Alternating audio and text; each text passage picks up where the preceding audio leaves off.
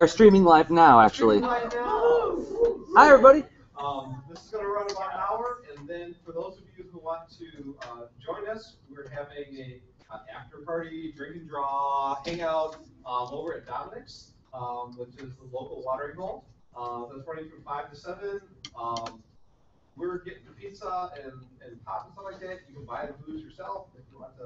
If you want that, the library's not going to buy alcohol for you. Sorry. It will be still really soda.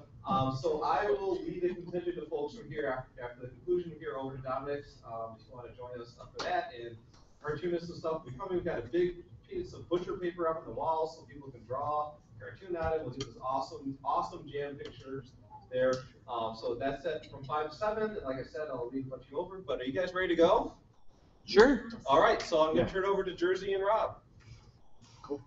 Okay, so who here, before we get started, before we dive into it, who here is familiar with the Lean Into Artcast? Wow, more than a few. Okay, so as you know, that this is a live podcast that we do usually from our homes, and but this time we're actually doing it in front of a live studio audience, and I'm going to do it the way we always have done it in the past, which is launching with our title card, which I should have done. Should have pulled that up in a second. Anyway, my name is Jerzy, yeah. And this is... And yeah, I'm Rob Stenzinger, and it's almost like you're seeing like a radio show get recorded live and whatnot. Yep. We did make some visuals for you. So. Okay, so ready? There we go. There's the overlay, and I'm going to play music, which some of you guys will probably hear. Do this. Yep.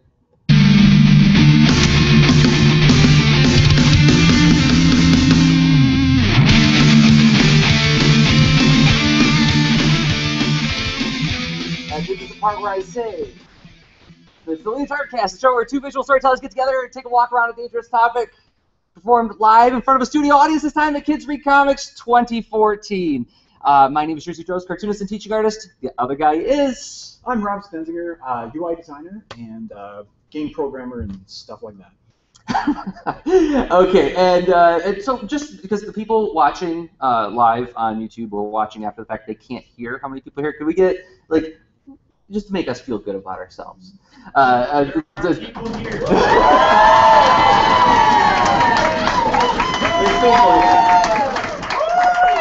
We are recording live out of the Hatcher Graduate Library on the University of Michigan's campus. Thank you to the University of Michigan, Dave Carter, Jamie Vanderbroek for helping us put all of this thing together for the KRC pre-conference, which is for librarians, educators, and cartoonists. So, before we started the recording, we asked how many people were familiar with the Lean Into Artcast. A few of you were, but not everybody was, so I wonder if we could dive into what it is, Rob.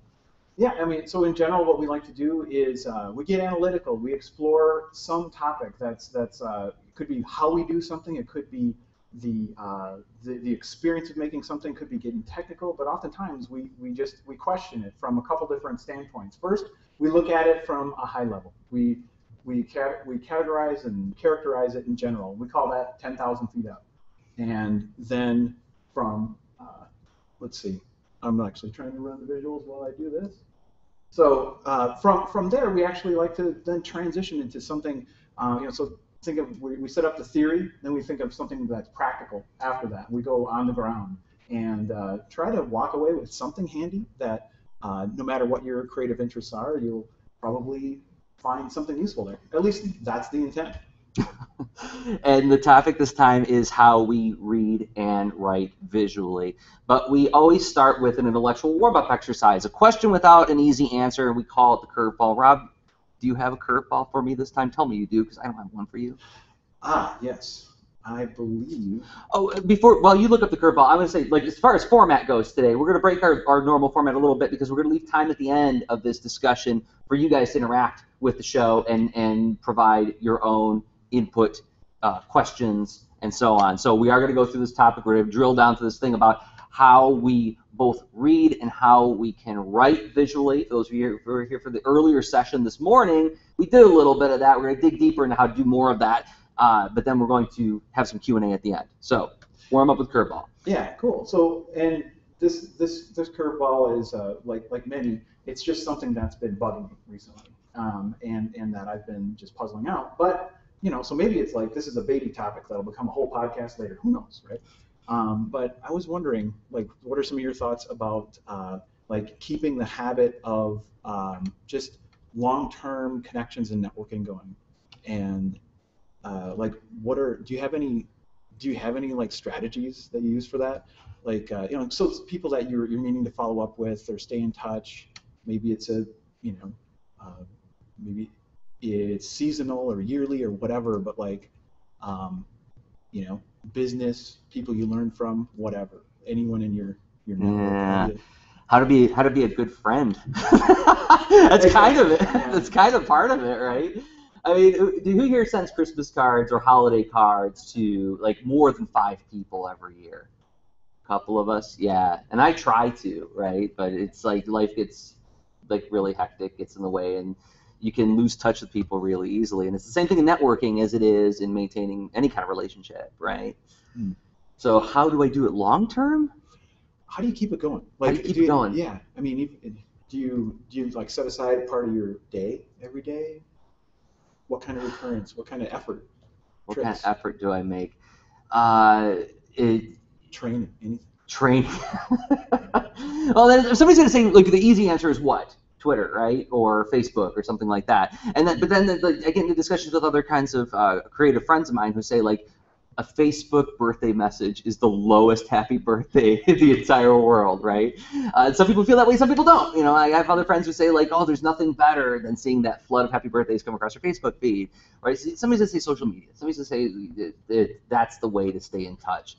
But let me do show of hands again. Who here's ever watched a discussion unfold amongst their creative or professional peers on Twitter, and you don't know how to get involved, and you wind up just lurking and watching the conversation unfold between people in your field? I mean, that's me. Yeah, I went up lurking a lot, right? And so, like, a hard part of that is, when is it okay for me to get involved in this thing? When is this something where it's really between those two people? Is it something, right? So, like, social media is tricky.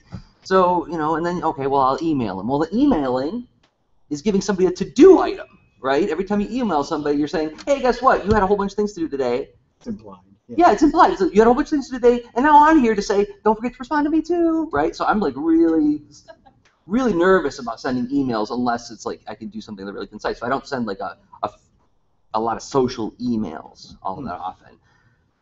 So I mean, like, a lot for me is like going to conferences like this, and then also doing a podcast, because then when we do the Lean Into Artcast like this, it's an opportunity for us to invite our friends to come on. So, like, Ryan Estrada, I had to say it. I'm going to say his name, ryanestrada.com. If you haven't been to his website, go there twice. He gets mentioned in every show. So a little context for people who haven't run into Ryan Estrada's work. He's amazingly productive. I mean, he's a visual storyteller and, so a writer and illustrator, and he shares a lot of his techniques and whatnot. So he's a fun person to stay in tune. And he goes on. He's a person who clearly leads an interesting life.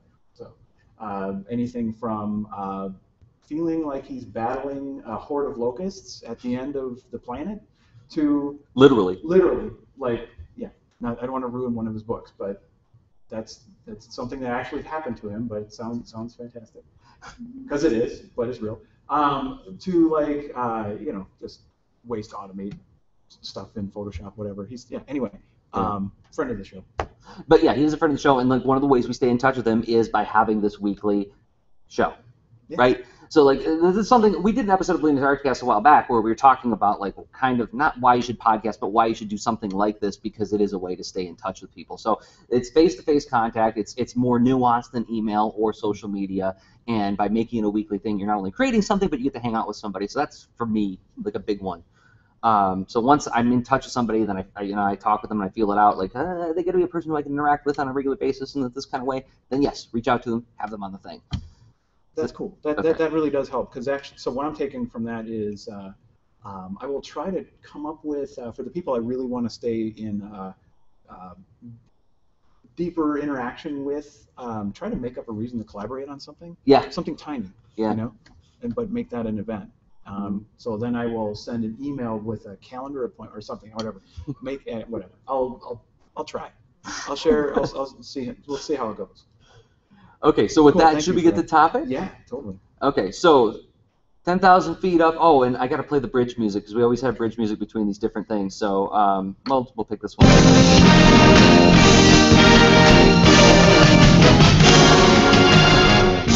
10,000 feet up, discussing the topic in abstract, looking at it from every conceivable angle, looking for the hidden dimensions of the thing, and this whole idea of how we read and write visually. And you are a unique person to discuss this with, Rob, because you are a UI UX designer. Does anybody here not know what UI UX is? It's kind of a hot topic right now. User interface? Yeah, a couple acronyms. Acronyms happen, and jargon happens. Sorry about all of it, but yeah, user interface, right? So things that you're presenting some capability to someone through like a door. I consider doorknobs and like how rooms are arranged as user interface. It's something for a human being to utilize.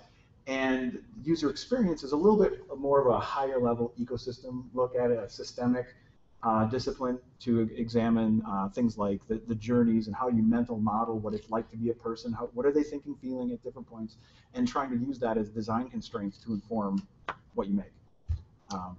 So designing the way we interact with things, right? So, okay, so I wonder if you could show, one of the points that we were kind of discussing pre-show was this notion that everybody does this. Everybody has a sense of reading visually, and all we're doing is putting a name on it. We go ahead. I'll let you continue that thought. Well, okay, so you, let's see. There was an Ira Glass talk that really echoes this thing where you are immersed in consuming many forms of like highly designed and not as designed media, but like you're gaining all sorts of vocabulary and expertise through doing that.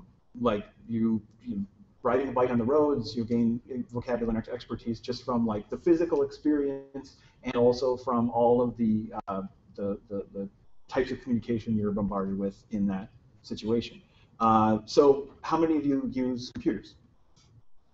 Right. Or smartphones and whatnot. So you will likely have encountered things that are like, oh, this makes a lot of sense, where you've consumed something similar to it, or whatever your expectations or assumptions as you start to use it.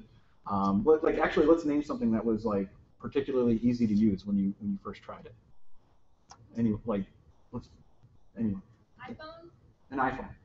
Like, what about it was simple? I just thought the icons were really self-explanatory, and you get compartmentalize things in a good way, I guess. And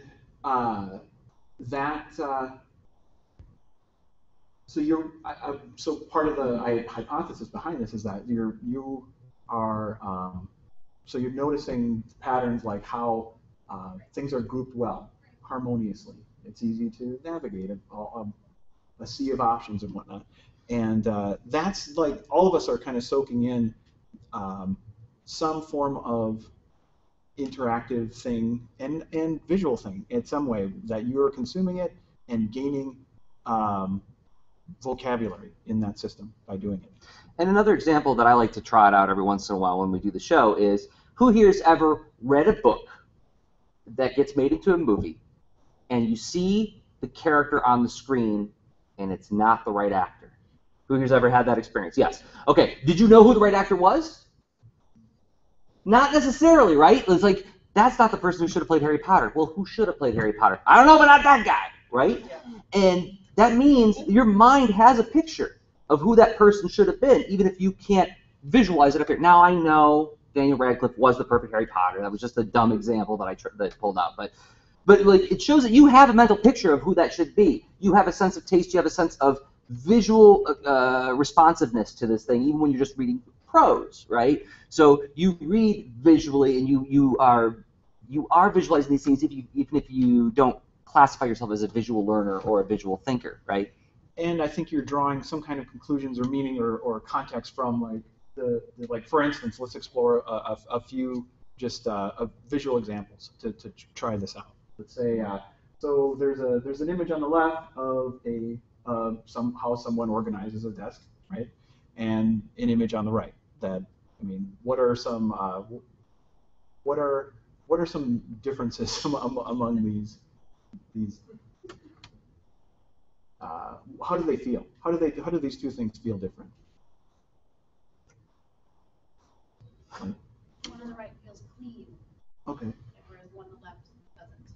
Chaotic. So you say the one on the right feels clean. The one on the left does not feel as clean. Doesn't feel clean. Feels cluttered, right? Yeah. But the one on the left, to me, that it's energizing, it's creative chaos. So this one is, you know, just harmony, nature, the cycles of life, but that's creative chaotic. So creative chaos on the left. Yeah, I like Harmony of nature on the right. I like both. So yeah, I mean, so what's cool is like obviously we can have different conclusions from different arrangements of symbols, but like we are drawing upon our experience in relating to that, right? So if you have my desk is often actually my desk goes back and forth between these two. It's never this peaceful tree in the middle of a scene, but like it feels pretty organized sometimes. But yeah, it gets crazy once in a while. But yeah, these just by looking at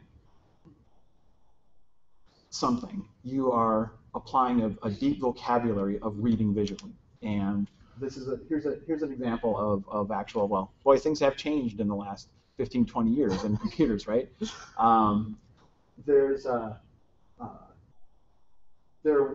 was a time when you know, many thousands of places on the internet looked like the picture on the right, which and we used a sort of a window on that world that looked a lot like this, Netscape Navigator and all that, compared to this new weather application on the left. Just very different. Like what's let's do a quick feeling reaction on this one too. Like how do these two feel different?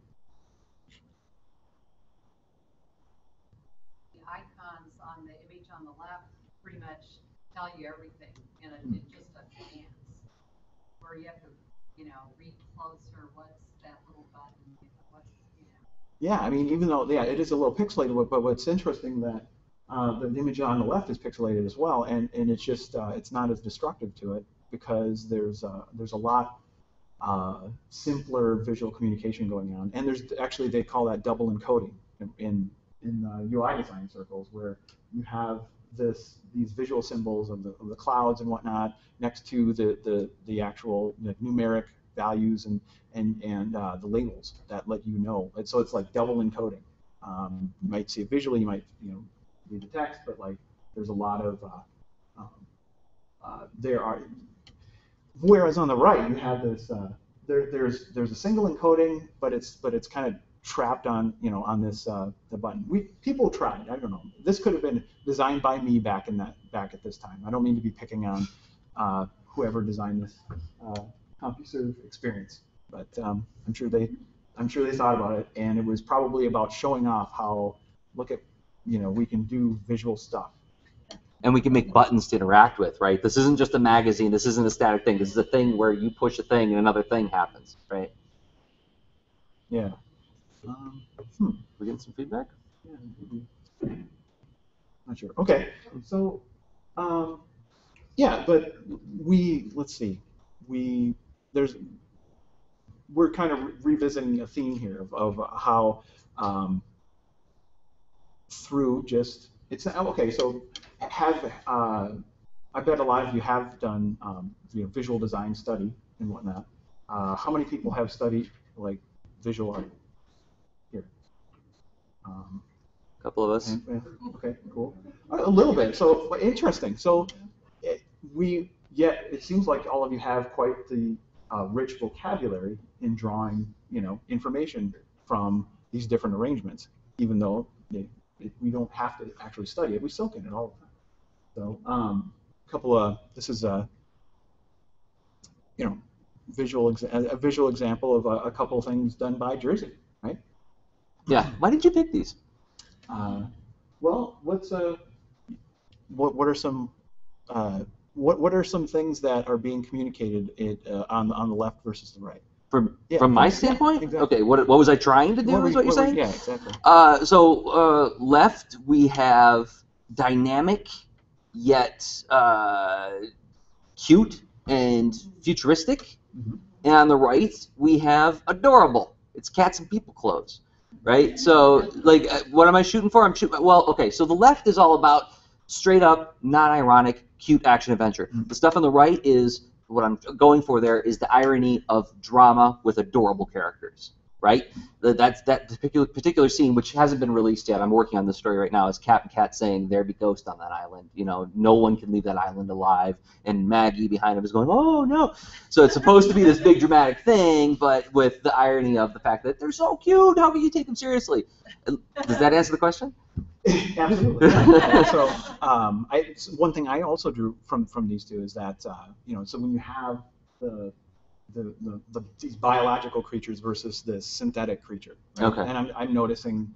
Some different differences lines, right? Yeah, like so the lines on the robot girl are all like these really crisp, straight or swooping curves, whereas all the lines used on the cats are all like shorter, you know, softer curved lines, right, to imply the fur and so on. Yeah. Okay.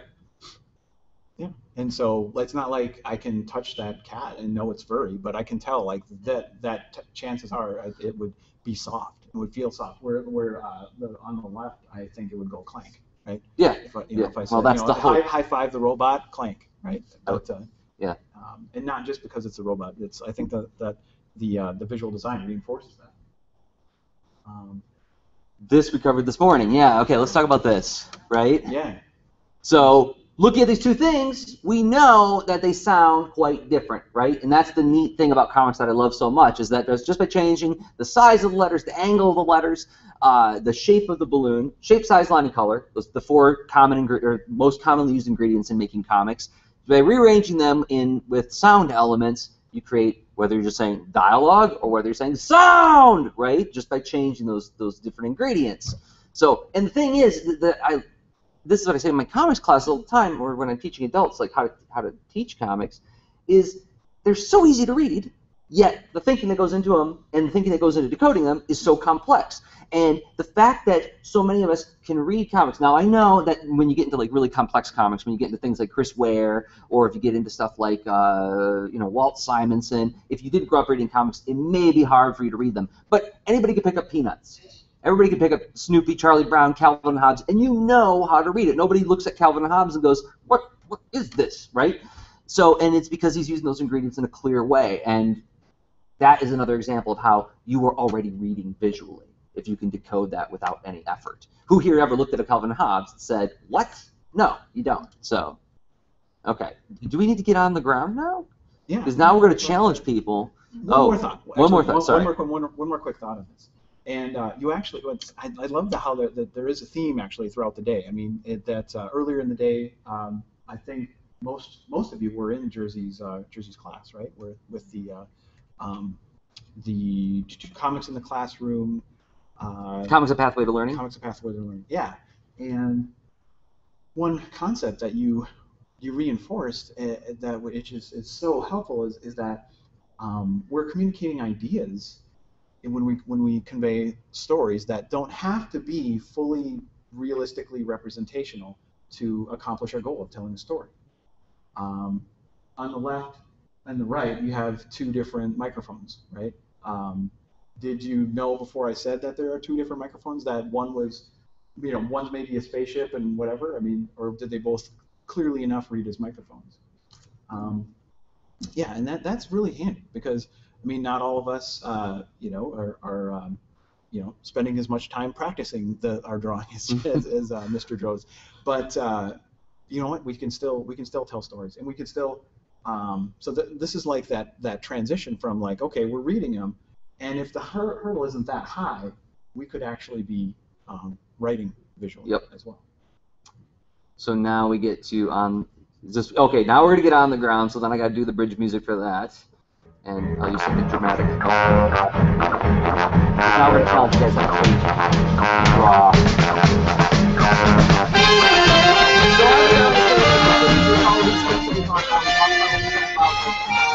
How you already read it visually.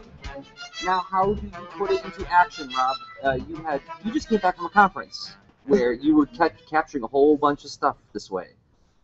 Yeah. Oh, very true. And I do have some examples coming up from that where writing.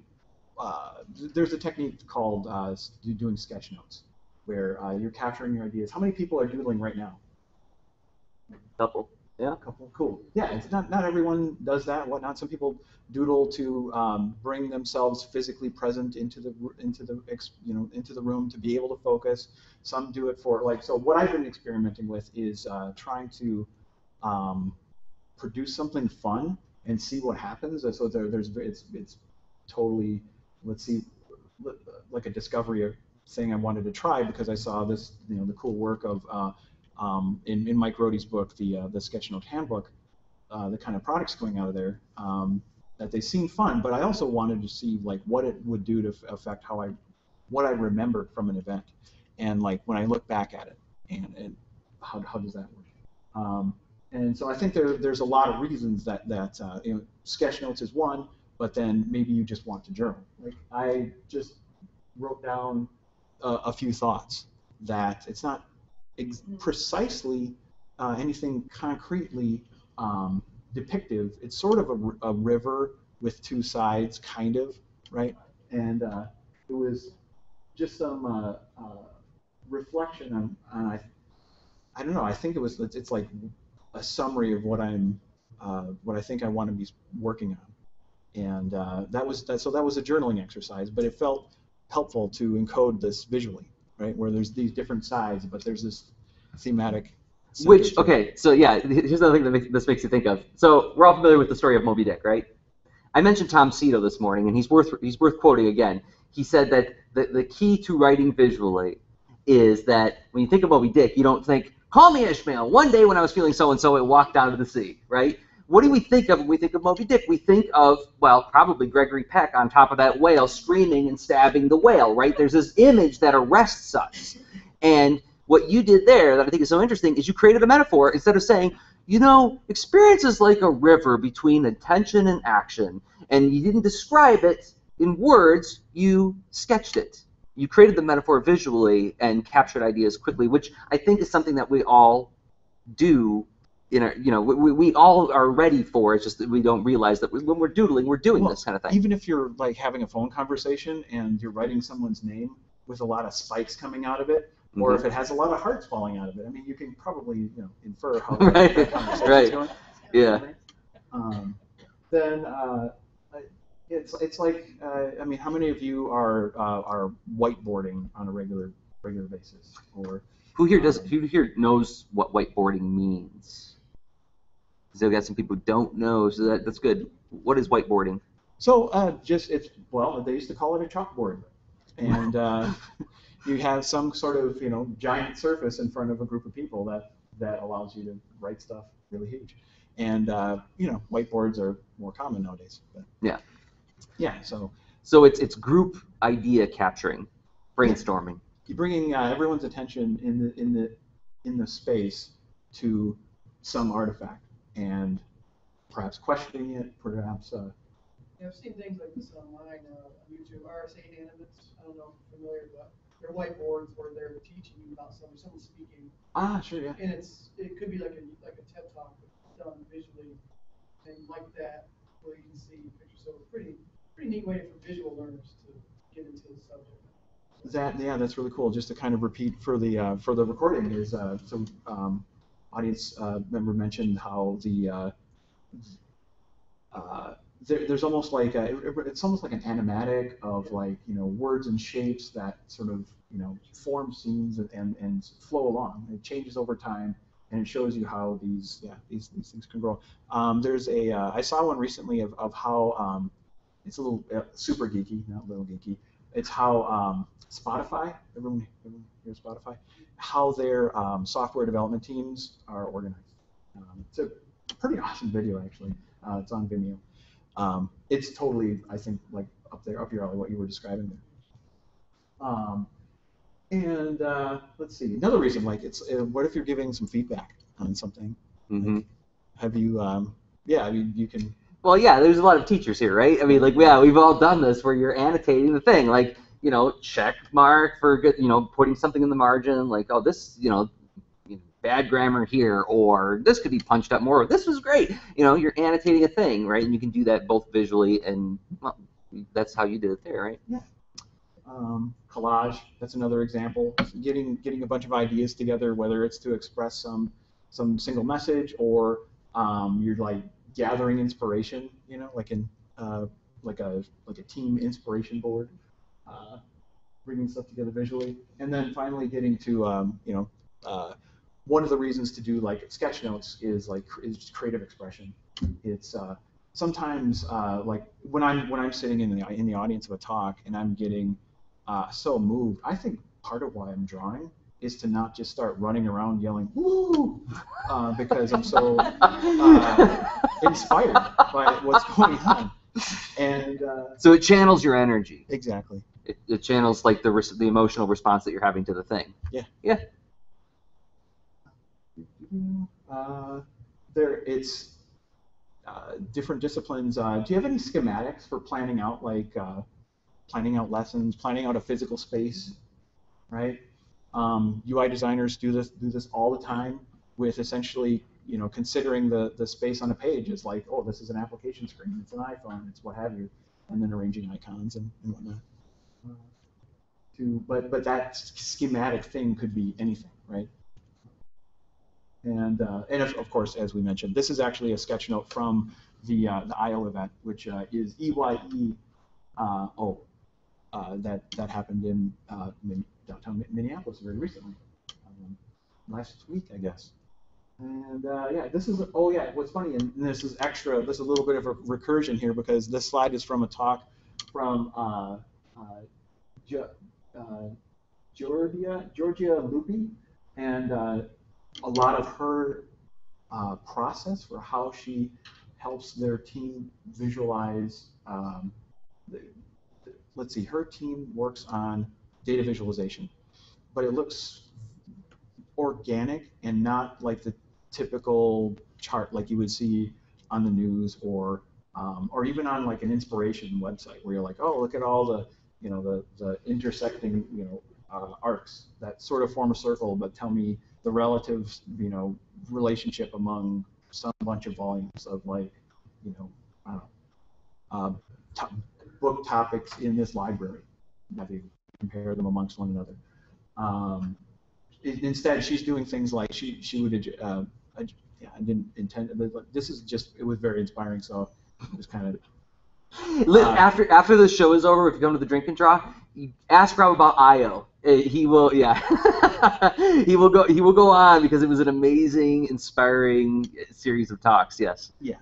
Yeah. And she would, from her doodles, she then finds like constructive patterns to then reuse as ways to convey metaphor in relationships, where like things like that look kind of like candlesticks instead of using I don't know, bar charts and whatnot. So anyway, super cool. And so we already are on the ground, but yes.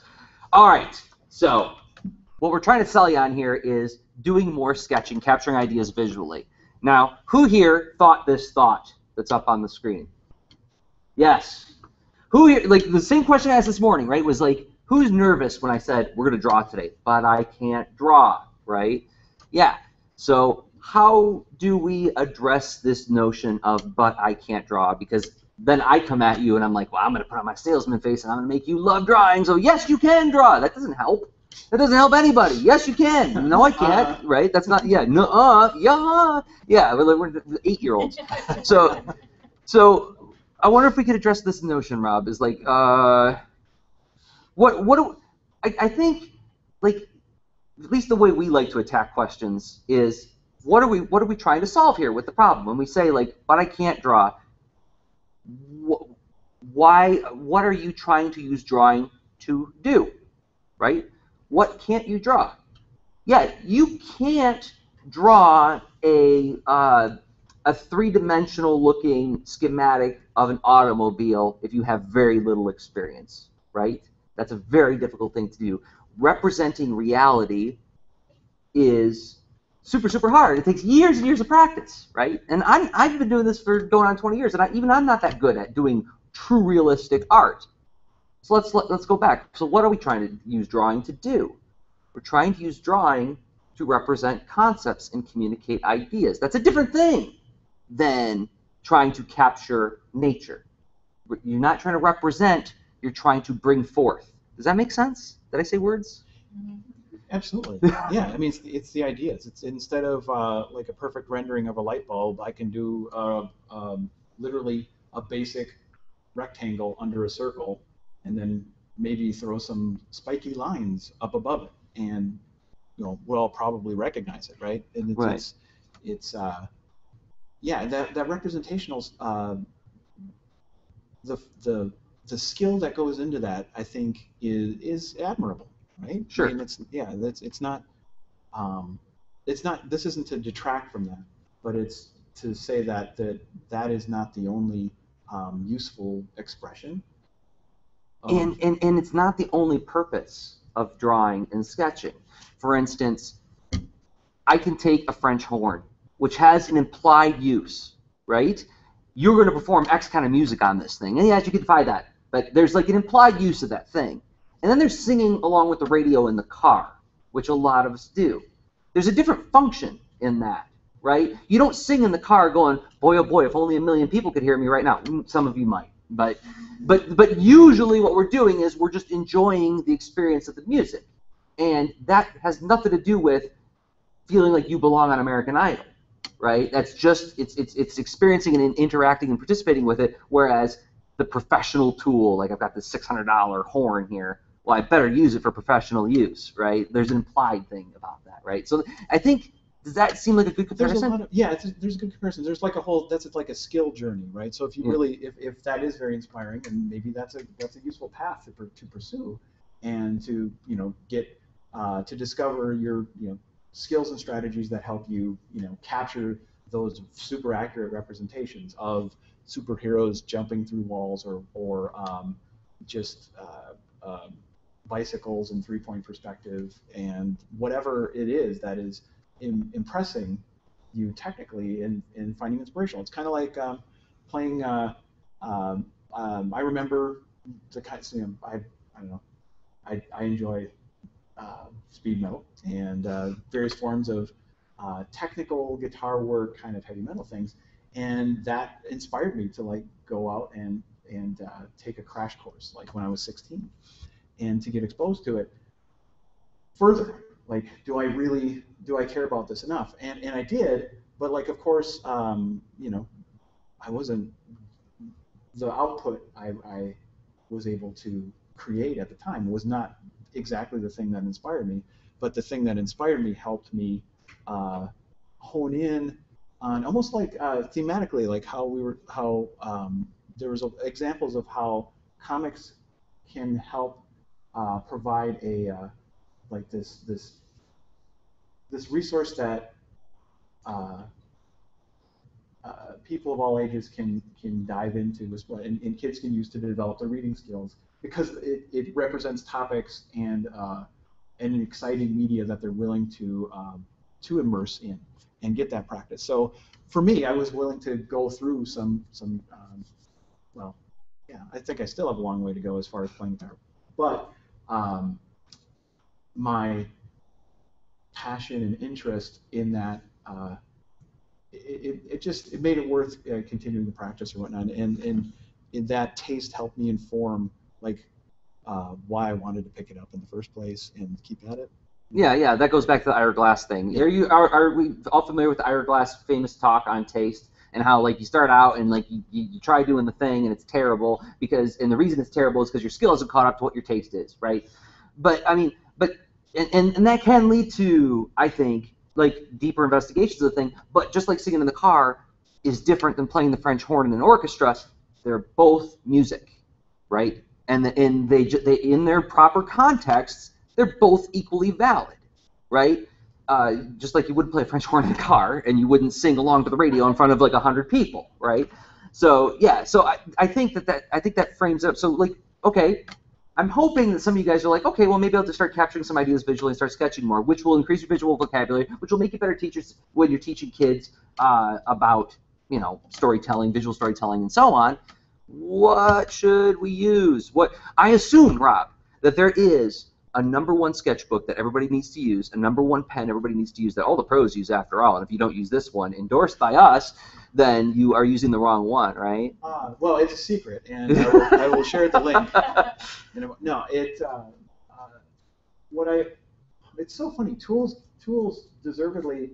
I mean, they can be exciting because they're almost like they're like totems that represent the skill. It's like, oh, now I own the same guitar of someone who has great skill or whatever, or I use the same pencils as Jerzy Drozd, or I use the same brush pen as as Scott McCloud or whatever. I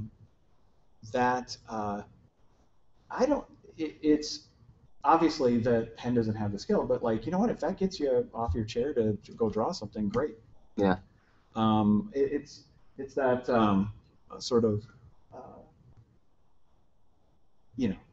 the tools are distracting and exciting, and there's trade-offs on both sides with that. That's all. Right. Yeah.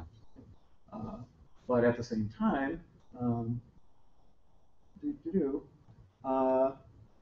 here you go. As far as if you want somewhere fun to start, I don't know if any of these things excite you, but to artists, this is kind of like porn.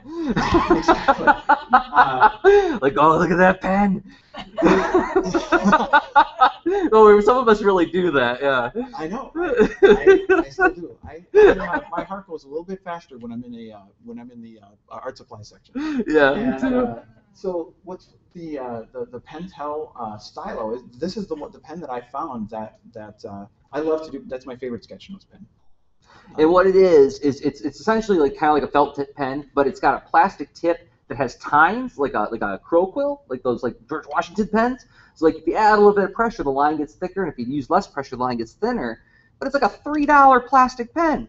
So you don't have to worry about like if a real crow quill will run you, I don't know, like $7 or $8 if you want to get a decent one, and then even then the quality's iffy. So that is like an awesome sketch pen because you can do all sorts of cool line value. It's cheap, and if something happens to it, you don't have to feel freaked out about it. So, and you can find them at Target, for crying out loud. Oh, exactly. So they're very available. Yet it's a little exotic. It's not it's not your typical pen that you would find anyway, right? So maybe it's a little exciting. It's a totem.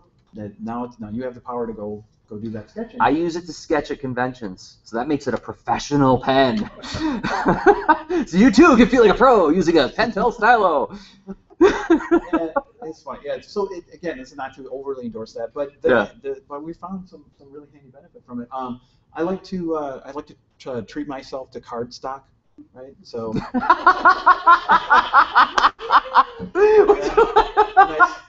Would you want to indulge? Yeah, light a few candles. Cardstock. It's nice. And honestly, I think this gets a little bit, once you pick it up, it's hard to put down. So why not carry something around that you can sketch with all the time? Yeah, do you have that thing with you? It's in my backpack. Here, let me get it. This thing is neat, and I wound up buying one right after I saw Rob's. Oh, funny. Yeah, okay. So good, we're spreading the love of tools. But it's, I always forget what the name of that thing is. Oxford. So I actually have gone back and forth where I like to have lined and unlined note cards with me. And this thing has this little back pocket where you can stash, your finished works, and also like this stockable, like main working side, and then it actually has a pocket when you're really, you're burning through the paper. You can have some like this extra stuff in there, or you can carry, I don't know, your insurance papers, whatever. But it's got a hard back on it too, so it works as a writing surface, right? Yeah. Okay, now I'm going to throw this at you. I'm going to say, well, paper. We are in a post-paper age, Robbie. You got an iPad right there. What do I need that stupid paper stuff for? Yes, good point. Because maybe your iPad's out of battery, right? Or I don't know. It's there. Let's see. I don't think it's an either or. Like for me, I like to.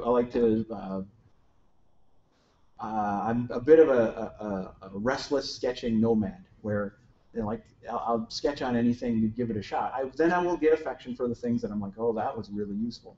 And I like to go back and forth actually, it's because I also try to notice like when I have a given intention of like I'm going to make a polished version of a like I'm going to do more rendering on something that was a doodle, and so I might actually take it from, or like, well, heck, the normal like the comics process. How many of you are familiar with like the general approach of like doing some thumbnail sketching and some writing, and then eventually merging that in a layout, and then continuing to refine that through however many stages, right? First draft, second draft, so on. Multiple drafts. I mean, it's where a lot of times your different drafts are taking care of different aspects of the overall, that overall goal of like, well, I simplify knowing like how much I'm trying to say by doing little thumbnail sketching and whatnot, and then I'm then strategizing the most, what layout's going to have the best impact to like deliver a good punchline or a dramatic moment or whatever. But each of these stages, right?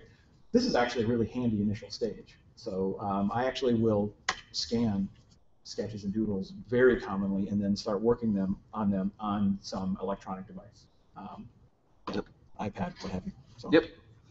Okay, so yeah, and I mean, really it boils down to whatever is nearby. That's the best thing to draw on, right? It's as simple as that. I mean, like, and so like what I do, and this is where once you start doing this, it becomes very addicting, and I keep a kit of cards and sketch pens and pencils and things to doodle on in different locations of my home. So there's one in my bedroom, one by my desk, one by my other desk, and one in my car, because there was one day where what is it called? The ball, no, not the, what is that? The ball joint. The ball joint in my front tire went out, so the tire folded underneath the car and everything. Everybody was fine. I was only going like 2 miles an hour, so it was great. It was just like, I'm like, bunk, what's that? But it took like 3 hours for the tow truck to get there, and I was stranded. So I'm sitting there, and like, gosh, I've got a phone that I can like read Twitter on, but this only goes so far. And I didn't have anything to draw on. I was like, never again. Because you never know when you're going to get held up with something. And rather than go to look at, oh, here's pictures of my friends' kids again, it's an opportunity to grab ideas, right? And yeah, so I'm constantly throwing any junk idea that occurs to me on whatever scraps of paper are nearby. And if it winds up being good, you can scan it, turn it into a digital thing. We are short on time, so what was the next thing we had to get to? The book recommendations? Yes. So normally, the Lean Into Art podcast, we indulge ourselves with like a roughly 2-hour time limit. Yeah. So, hence they're kind of cruising along here. So, some book recommendations. I was curious, like, what's like your favorite sketch inspiration book? No, I don't. Captain Mark or something. Oh, Commander Mark? Commander Mark Kistler? Does anybody remember that guy? The Imagination Station, the Draw Squad. He also did The Secret City in the early 80s. Mark Kistler, yeah, he was a guy he was a PBS show host where he really was this big advocate of just doodle all the time. He taught like different art techniques, but it was mostly about just constantly doodling. Yeah, he's still doing stuff. He's still doing school visits. So he's terrific, and people should look him up. But he's got a bunch of drawing books out there, and they're all really focused on like very entry-level stuff. So you don't have to be an expert. You don't have to have a PhD in illustration in order to start jumping into his books. But you had some too, like the Sketchnote Handbook. Exactly. So that's a book I've referred to a couple times already. It's by Mike Rohde. And he has his own collection of both examples and strategies for, you know what, if you're at a session, it's kind of fun to experiment with and try. Where you'll lay out essentially like, oh, here's who's giving a talk, and then here's the title, and then start exploring ideas that are sticking with you from there, and kind of iterating and noodling, and then using some vocabulary of symbols based on what works for you. Some people, when they draw people in those abstract conditions, they're doing like little stars, or they're more amoebas. Or for me, I actually like the letter H with a ball on top, and then I'll do arms. Or I'll bend and play with that letter H, and I'll get a lot of mileage out of it for like just quick, conveying ideas, right? Because it's not about saying like, oh, this is a person that's roughly 25 years of age and this height and what have you. And I'm just like, it's an H, and they're it's jumping. Right. Yeah. And that's it. So anyway, yeah. So there's a lot of good strategies like that, to encourage you to. Another great thing that's in that book too is how he will take abstract concepts and turn them into visual things. Right, so like part of what makes visual reading and visual writing so interesting is you can take very abstract things and, like for instance, the tesseract. Is anybody here familiar with the concept of the tesseract, four-dimensional hypercube, right? And how do we render a tesseract? How do we render something that our minds cannot perceive? Right, so we come up with this cartoon of the tesseract, which is a square with, not see, this is where words fail and visuals succeed. Is imagine a cube where at every corner a line is extending at right angles to the corner of the cube and then connecting all of the extending lines into an extra cube outside of that cube. Can you picture that? And it's kind of, it was like a clumsy description, but I could draw it for you in a second, right? Or even a crude drawing would communicate the concept of the tesseract very quickly, right? Yeah, totally. I know we're short on time, and I'm seeing that whiteboard there, and it's just, but okay, hold on. Flatland is another one. Flatland by Edwin Abbott. Oh. Great book where he talks about, like, he demonstrates the concept of 4 dimensions by diminishing 1 dimension, going out to 2 dimensions. So that's a great book. Everybody should read it. Edwin Abbott is awesome. Yes, we do need to leave time for Q&A. So yeah, exactly. And so maybe we'll do some doodling at the whiteboard as well. So okay. We're covering a lot of ground. Do you want me to? You're mic'd. I mean, I could turn the camera and yeah. Well, I just was like the tesseract. It's perfect. So maybe we'll do a quick like during the Q&A. Maybe we'll do a little more doodling and whatnot. Speaking of doodling, Suni Brown's The Doodle Revolution. I haven't made it all the way through that book yet, but every page has been incredible so far, and it's almost like the more like if the Sketch Notes handbook is more like a workbook, a lot of really practical, handy things to follow along, workbook with examples, where that is like the textbook. Like more of the ideas and theory behind doodling. And of course, oh my gosh, Kids Read Comics. Yes, Kids Read Comics. Let's talk about that. Okay, so I heard a great example where I was sitting next to someone earlier that they mentioned like, oh, there's a lot of workshops, and you get to see like how kids would be experiencing this. So if you're thinking of it from a teacher in a classroom, you want to do some observational research. That's a good thing. You know what? But if you also want to get some hands-on doodling, there are a lot of really good workshops out there. Let's see, there. We look up quick. So immediately after this session, there's the comics hangout happening. There's 2 classes on making comics, and again, so if you go to kidsreadcomics.org, there's a schedule and a bunch of good events. But again, two comics to get 2 classes to get hands-on experience making comics. If you want to go, just jump right in there, which is it's safe. I recommend it. There's a draw a robot workshop, and then there's also a sketching the happiest kitty workshop. Sketching the happiest kitty. Which actually I'm doing that one. And there's also, The title alone sells it. But yes, like anybody who participated in the drawing activities this morning, like it's all more of that stuff, and with artists who are even more friendly and more gentle than I am. So it's a really, really good time. But yeah, there's Matt Fizel's How to Make a Mini Comic Workshop. It's an 1.5 hours long, and in it, you walk in with a blank sheet of paper, you walk out with an 8-page mini comic. And Matt Fizel is the best. He is one of the greatest. That's going to be at the Ann Arbor Art Center this weekend. So kidsreadcomics.org for more information. The whole schedule is up there. So now. There you go. Should we do some Q&A? Yes. Is anybody curious, having thoughts, wonderings, or complaints, concerns about this whole sketching thing that we were talking about today? Is there something that we didn't make very clear? Is there a sentence that I constructed that was very clumsy and awkward and awful? What are we thinking? What are we wondering? We only had a few minutes anyway, so. But at the same time, we could always start a conversation here and continue it. That's true. At the drink and draw. Let's see. Well, how about what would be, what's the thing you're most curious about trying sketching. Assuming I assume some of you are starting to be like, oh, okay, I'm going to start doing some of this doodling. Like, where would you do it? Where would you wind up doing it at work if you did it?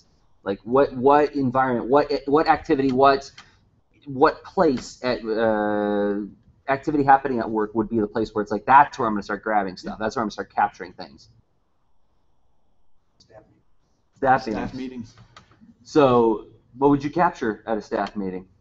Well, I think I would capture my own boredom. Just kind of, we do a lot with my students. We do a lot with using that word zeitgeist. We try to capture the spirit of the things that we're experiencing. So we do at the end of the year, 6th and 7th grade, we did memorializing this year. So they captured words or images or things that meant something to them, and then they scaped them and used the words to scape a picture. And it's an ongoing end of the year project. So it's something. Just keep this with you, or you can leave it at my desk. And when you're bored of listening to me talk, come up and grab your wordscape, and then they recoined it word selfie. So a word selfie. That is awesome. And I've used them in the past with 8th graders who don't want to listen to me and are ready to go to high school. It's great for them because they have a project they can work on for the entire quarter that I can give them a grade on. But I guess to draw back, my question is like, I'm thinking about how I can now use this as a formative assessment in my classes. My school is working towards a new model. It's called the IB, or International Baccalaureate Model. So you have to create a book of like 5 different ways that students could self-assess. It's student-centered. So I'm thinking I just put at least one new form of assessment into this repertoire for next year. That I think visual graphics, creating cartoons, creating comments, it can be formative, which is kind of quick and easy, or it can be a summative assessment for the whole unit. I'm picturing like drawing maps, but instead of using just lines to draw the maps, we would use words that are relative. Say, if we're just studying Africa, you could use words that are relevant to Africa to outline the countries and the continents and landforms. It's just a lot of potential. Oh, it's exciting. But when I'm trying to do it, it's a great thing to do for fun and enjoyment, and actually for thinking, processing thought. But it's also a great way to students to create their own assessments.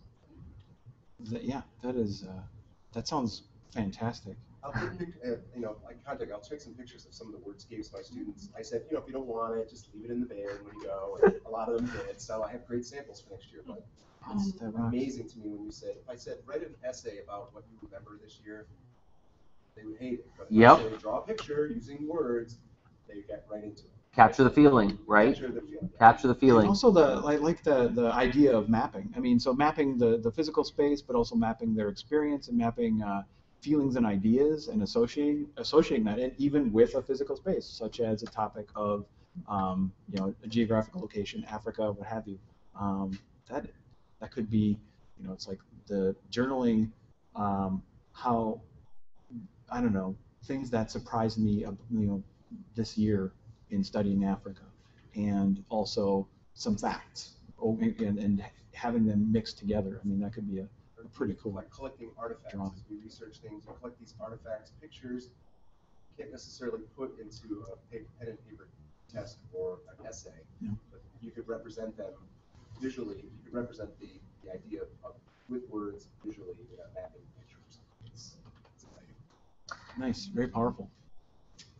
All right, well, we are actually over time. So I hope you guys will all join us at Dominic's to continue this discussion. And this will be collected and archived at leanintoart.com, where we have over 100 and something episodes of more discussions very much along these lines with a whole bunch of different kinds of guests and visual storytellers. So thank you once again to Dave Carter and Jamie Vanderbroek of the University of Michigan for having us. I hope you guys will join us at Kids Read Comics this weekend. And until next time, I have been Jerzy Droz of leanintoart.com and Jerzy on Twitter. And I've been Rob Stenzinger of leanintoart.com and Rob Stenzinger on Twitter. Okay, bye. Show notes for this episode can be found at leanintoart.com. You can also follow us on Twitter at the user leanintoart, and you can reach us via email at leanintoart@gmail.com. And remember, leaners aren't wieners. Thanks for listening. All right, I'm going to kill the broadcast. Thanks, everybody, for watching and hanging out with us. Yeah, thank you.